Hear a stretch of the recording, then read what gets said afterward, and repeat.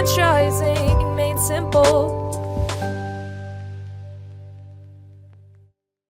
Welcome to the latest episode of Fran Simple, the podcast designed to make the concepts of franchising simple.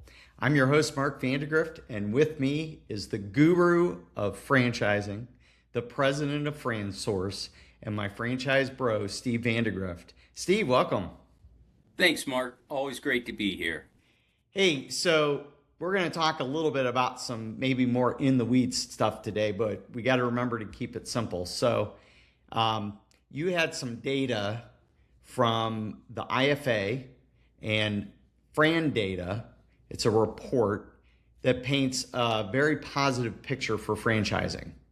So to introduce our topic today to our listeners, why don't you start out by giving us a high-level overview of what the industry is expected to see here. We're already halfway through 2026. So maybe give us an overview of what they should be seeing and maybe what we'll be seeing.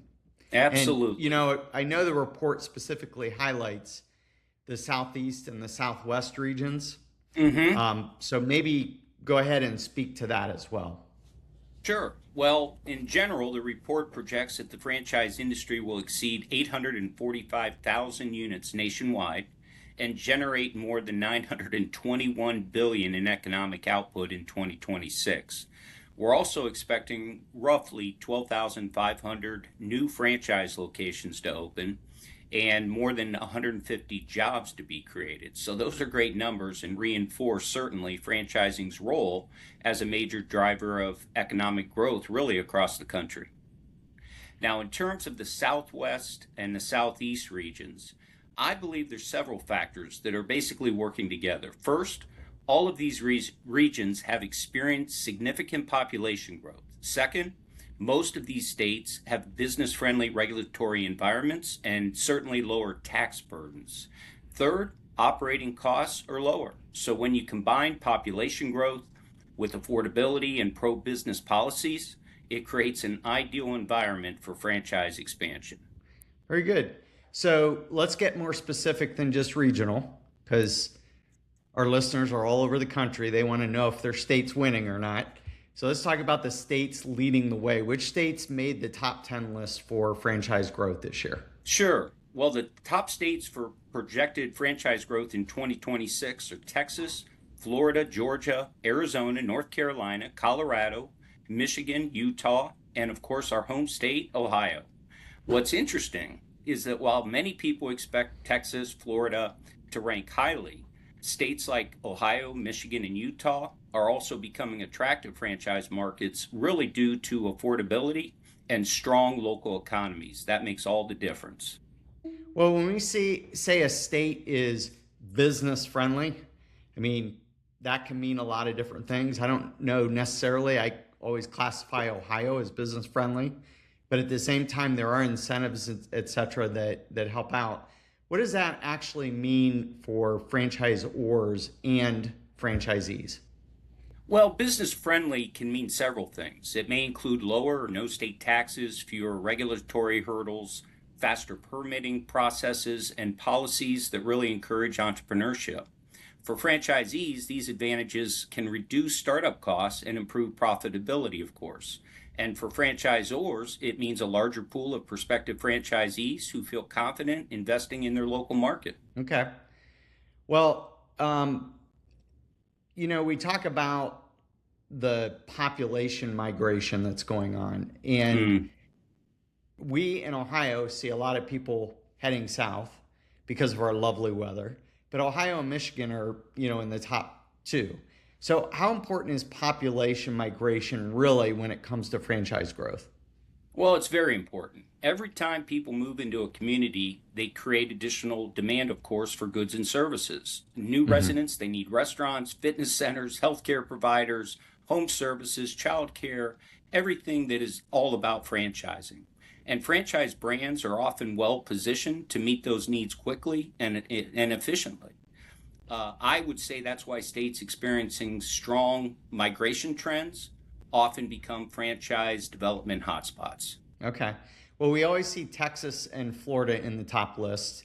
And we know that Florida is the number one recipient of Ohio snowbirds every year. So That's we true. get that. My daughter's getting ready to move to Florida, so I see it happening. But there's got to be other reasons that people are moving there besides just the good weather.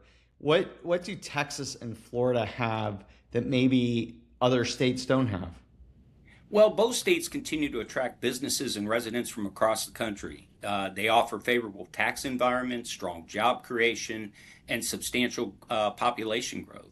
In addition to that, ongoing commercial and residential development creates opportunities for franchise brands to secure prime territories before markets become saturated. It's a combination basically of demand, affordability, and long term growth potential. So it's kind of like you would say, what's the old saying that says, why do you rob banks? And it's because that's where the money is. That's it. That's So, exactly right. so why do you go to Texas and Florida? Is because that's where the population's growing and the demand is there. That's right. Good. Well, let's discuss a little bit more microeconomics, or what they call unit economics in this case. You mentioned lower operating costs, and we know things like lack of or phasing out property taxes is a big thing right now. There are states that are giving pretty major incentives for companies to relocate. Mm. Florida, in particular, is trying to just keep driving down their taxes on in every regard. So why do that taxes are one thing, but they're pretty major expense for companies. Why do lower operating costs matter so much to franchise growth? Well, at the end of the day, prospective franchisees are certainly evaluating an investment return. So, states with lower commercial rents, lower labor costs, and lower overall operating expenses, they allow franchisees to achieve profitability a little faster. So, strong unit economics make franchise opportunities more appealing to both first time business owners and, of course, experienced multi unit operators looking to expand. Yeah, and you have a lot of that, if you want to call it extra operating cash, to invest in things that maybe would prohibit those in states where the taxes are higher, or the business, I guess, environment isn't as friendly. You can't take those monies and just go do something with them because they're already locked up with the higher costs of doing business in those states. That's So right. certainly reinvestment in your franchise concept has to always be at the top of a franchisor's mind. Hmm. Yeah. Most So definitely. yeah.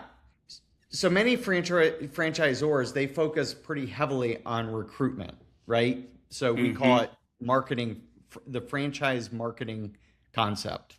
Right. Um, I have a franchise concept. I need to recruit franchisees. So if they're in one of these high growth markets Hmm. and the competition is higher, right? So that's always a consideration. Where things are going well, there's always higher competition. How do they need to adjust their recruitment strategy accordingly? Well, I believe the most effective approach is really localizing the opportunity. Instead of talking broadly about the concept, they need to demonstrate why a particular market is attractive. You can share population growth statistics, demographic trends, local economic indicators, and success stories from other franchisees that are nearby. So, prospects ultimately want to understand not only why the brand's attractive, but why their specific market represents a great opportunity. Yeah, so you're almost creating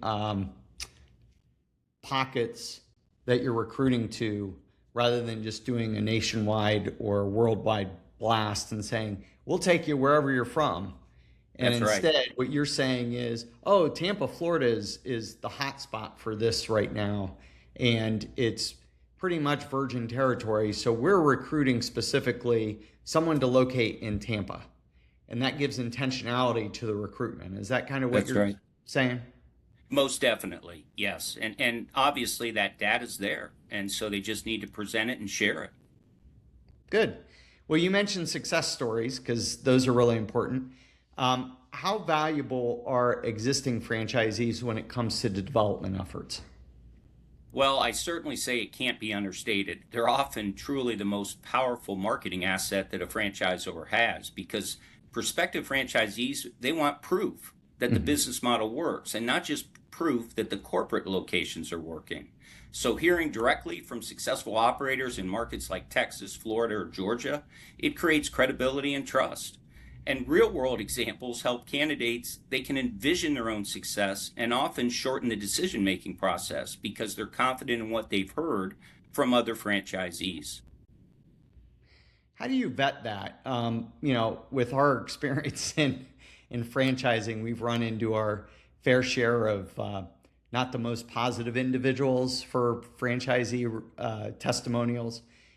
What do you find is a good approach for a franchisor to determine if a franchisee is truly going to be a good testimonial and or contact, realizing that most of these franchisee prospects are going to be able to reach out to any of the existing ones. But is there a good way to kind of wall off the ones that are just negative Nellies and promote those that are better salespeople for the franchise concept? Yeah, that's a great question. Well, truth be told, your franchisees are they're disclosed in your franchise disclosure document. So Mm-hmm. technically, and it has their contact information. Technically, once a prospective franchisee receives that FDD, they could just start blindly calling. Well, the reality is the best approach for franchisors that we assist our clients in developing a franchisee validation process. In other words, once again, everything needs to be systemized. Now that includes you're providing franchisees with typical frequently asked questions so they're not caught off guard. And the reality is franchisees, they're not under the FTC franchise rule in terms of disclosure. And what I mean by that, a franchisee could say to me, Steve, I'm happy to share my last year profit and loss with you. So in essence, it's educating all of your franchisees that number one, you might get a call out of the blue. And so there has to be a process. We will let you know when someone has reached the correct stage in the franchise sales process where franchisee validations are going to be conducted. And then franchisors are smart to really provide that connection between the franchisee and the prospective franchisee. So ultimately, they could send out an email to their network. They can say this individual has been reached the appropriate time in the process. They may be contacting you. Even better, the franchisor would ask them, what's a couple convenient times? What method do you want that prospective franchisee to contact you? Email, text, etc. And then certainly providing them what we expect to be the typical questions. The franchisee is going to have to address that question as best they feel fit to do. So we're not necessarily saying you need to say this, this, and this. What we're saying is expect these kind of questions. Now, they obviously were a prospective franchisee at one point. So again, giving them confidence that they can fully address any question that they're comfortable answering. They're not going to violate any rules or regulations in franchising. So it empowers them to really hopefully have a robust conversation. And you do want them to be truthful. And hopefully you're operating your franchise, thankfully our clients do, in such a way that they, by and large, their franchisees are wildly successful and happy. And so when they get on a call, that's going to shine through. And we want that genuine response. We don't want something that's made up. So having a process for those franchisee validations are critical. I laugh because as much as you prepare someone, it's impossible to overcome the negative Nellies. And I don't mean in a way that they aren't happy with the franchisee. We had a client once that still he's not there anymore, but he was a referral for many years, and we were like, why are people commenting on him all the time whenever we hear back? Because he was over the moon about us. He said we saved their business, we caused them to grow in a down period, we revolutionized the way they operate, et cetera, et cetera. And he would always get on, he would be on our reference list, and our prospects would call him, and we every so often get these comments back like, I don't know if you want to use this one guy for your testimony because he's saying this and this and this. And it was all stuff that wasn't necessarily about us. It was the way that he presented everything in a negative tone. Mm, So, as much yeah. vetting as you do, and as much of a cheerleader as someone might be, their personality has a big part in whether they make for a good, success story or not. But I Oh, know no that's getting question. off topic a little bit, but I just No, thought it's on. that was kind of Yeah. funny because as much as you systematize things in franchising and as much as you prepare franchisees with things, they're scattered with the work they're doing. They have personalities that aren't necessarily conducive to being, the positive salesperson that you're looking for. But that being said, as you mentioned, anybody can be contacted. So you really preparation is a really key thing. It really is. And, when you're starting out and you have one, two, three franchisees, that prospect is probably going to want to talk to all of them. But as you Yeah. grow, franchisors will typically, they'll identify, I hate to admit it, but they'll identify those top 10, 12. They'll contact them first, they'll let them know, and then they'll provide that contact information to the franchisees. So they can, as you grow, you can somewhat weed out the person that's happy about the franchise, but they just come across, as you put it, right? Negative Nelly. Mhm. Yep. Good. Well, going back to the report, because that's what our topic is today, it also mentioned multi-unit growth. And I know over the last couple of years, you've been addressing this with every single franchisee that's come through. Why is that becoming such a significant trend? Well, multi-unit operators, it's been growing for the last 25 years. You have many experienced franchise operators, area developers they're looking to scale rather than own a single location. And so higher growth states, they offer the opportunity to develop multi-territories and build larger businesses. So franchisors that create structured multi-unit development programs, they can accelerate their market penetration while attracting sophisticated operators who bring obviously valuable experience and resources. That's good. We're seeing that even with a local client here who happen to be. We don't get those very often. Where a franchise concept's right here in our backyard, but has sold a couple already, but has a huge multi-unit prospect on the hook, and Mm-hmm. really looking to do some big things. So it's one of those where multi-unit doesn't mean you get to 15 and then finally someone swoops in and says, "Well, I want to buy the next 15." The multi-unit, it can come out of nowhere, just like this one did, and it would be his third through his 18th if they do decide to do like 15 or something. So it really can infuse a lot of energy and capital, and it's something really to keep top of mind. Anything else on the multi-unit that you would care to share? Well, there's a great example. When we're working with a client, developing their franchise operation, etc., we're also assisting them in developing their franchise disclosure document. And we certainly talk about the area development.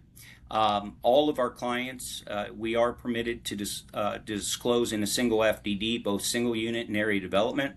We include an area development agreement in all of our clients' FDDs. But we also explain that, look, most multi-unit operators are looking for concepts that have already somewhat scaled. But we also warn them that their second or third prospect might say, look, I'd like to have a territory where I can develop 3 locations. So they need to be prepared for it. So you're right that, again, it's I know with this client, it was kind of surprising to them that they had someone looking to develop, I think it was 15 locations. Mm-hmm. But when people are really enthralled with the brand, they've experienced it, and this is a local person. So they've experienced the brand firsthand and they really believe in it, and they do want to get in on the ground floor because they want to protect that area. They want to know that they have that development territory. And so we are seeing this trend a little bit in multi-unit as well, where multi-unit operators, they're looking for the next home run. And it might be a franchise system that only has 2 or 3 franchises in it. They're certainly going to do their due diligence, assuming item 19 with the financial performance representations are there, assuming that they really believe that the franchisor is fully going to train and support them. They might be willing to make that investment. Good. Okay, well, let's finish this up. We've got a couple more questions here, I think, on the report. What is your biggest surprise, or what do you think if people were looking in this, what might the biggest surprise be when people are looking at this year's rankings? Well, we kind of went through the list, and I think many people were probably surprised to see states like Ohio, Michigan, and Utah included among the fastest growing franchise market. I mean, to me, it shows that franchise growth isn't limited to the Sun Belt, as an example. Mhm. Affordable markets with strong economic fundamentals can be equally attractive, especially when franchisees are looking for that lower investment cost and less competitive real estate environments. I mean, certain markets in the country, if you're a brick and mortar, finding a location is truly the biggest challenge. Good. As you look ahead, so let's say you're looking for trends based on this report, or let's say you're the guy producing the report. What would you say franchisors should be paying attention to over the next couple of years? Well, they certainly should continuing to monitor population shifts, local economic development, and state level business policies. As we discussed, that's very important. The brands that align their development strategies with these trends, they're going to be best positioned for growth. And the opportunity isn't simply following where people are moving, it's understanding why they're moving there and how your franchise concept can serve those evolving communities. Capitalizing on the opportunities. Good. Well, I'm going to give you one last highlight today that you want our listeners to walk away with. What's the one thing in you would say walk away with this today as something that you learned today? Well, ultimately, it really does come down to recognizing opportunities in the marketplace. And so, again, really benchmarking and understanding those characteristics that make a market potentially hot. That is so vitally important because you can't target everywhere at the same time if you're looking to penetrate specific markets. You really need to look at those markets where your concept fits best, and certainly all those other characteristics are in place. Great insights. So let's wrap up today. I love the just the way the franchise industry continues to prove its resilience, I think. Its adaptability. People are always coming out with amazing insights and innovation and technology. It's just clear that it's the way to go for so many business concepts.